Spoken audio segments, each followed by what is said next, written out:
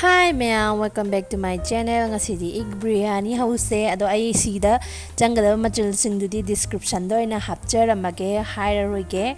ado ai kamaina hoge habdo mayam yengminase yam illai laiba potta khogi yumda laiba kharana dum hawduni ko amani khatane laiduse ado ahambada ina si tillou hana taure slice tawba tillou taure aduga allu mapum taure tillou mapum amani ko hojik ta dugi matungda aina cooker si sahalaga thao hape thao hapa matungda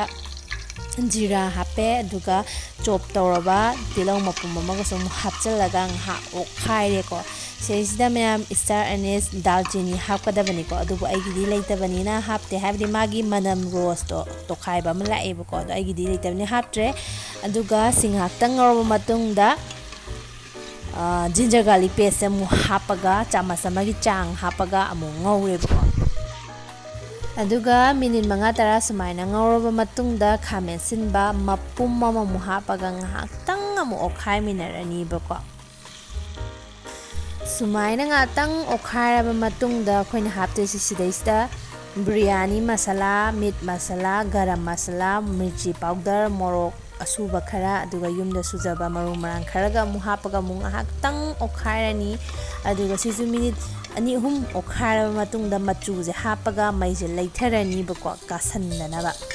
aduduga si minus hum semikanda aina nakana madana machu khara hapaga yerum mari se taure yerum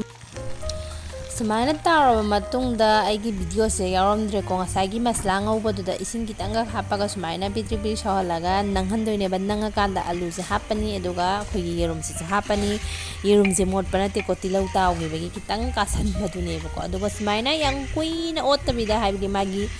yerum sida manungda kitang changna ba haidana kitang ngaktang minute ani ahum sumaina okhairani bako yerum jijo aputpani aduga allu jijo aputpani ko supnategi khali moi taw thokpa khatani ko mahau leina bana aduga aina khogi local rice se sije kokta ani gi chang ne ko aina kokta ahum gi chang ne bako aduduga ngaktang chamthoaga minute manga muk ising heidoga tingbadi nataba cheng chamaga loiraga thambado adu thamaga ne ba thamije aduga sida hape aduga isingsina khoigi khut kitang aigi oinadi aigi adum chak thongbaga chamane cooker da thongbodu maina khut kitang ama hape bako cup ama mu hape aduduga thum jaisalle mathakta aduduga si sengaktang